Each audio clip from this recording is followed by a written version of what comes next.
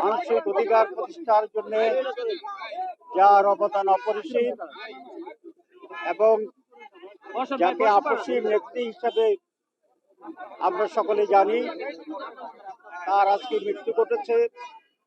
ইন্না লিল্লাহি ওয়া ইন্না ইলাইহি রাজিউন।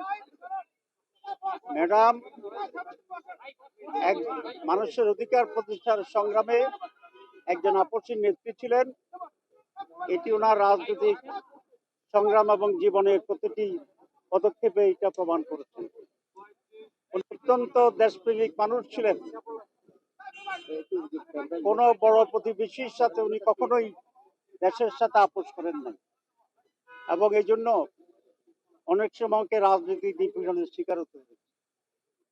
আজকে পুরো জাতি ঐক্যবদ্ধভাবে প্রশ্নহীনভাবে এই মহান নেত্রীর প্রতি শোক জানাচ্ছে এবং শ্রদ্ধা জানাচ্ছে।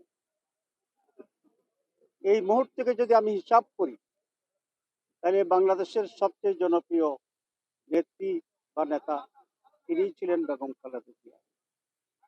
তিনি যখন অসুস্থ ছিলেন, আমি দেখেছি পুরা জাতির সকল দল মতের মানুষেরা অত্যন্ত উদ্বেগের সাথে ওনার সুস্থতা কামনা করেছিলেন, ঐক্যবদ্ধ হয়ে পড়েছিলেন। সকলভাবে প্রত্যেক মানুষকেই মৃত্যুবরণ করতে হবে, উনি এমন ভাবে মৃত্যুবরণ করছেন, সবচেয়ে বেশি সম্মান নিয়েই বোধ মৃত্যুবরণ, সবচেয়ে বেশি ভালোবাসা পেয়েই মৃত্যুবরণ। রাজনৈতিক জীবনে উনি সফল ছিলেন, উনি মৃত্যুকালীনও সফল ছিলেন।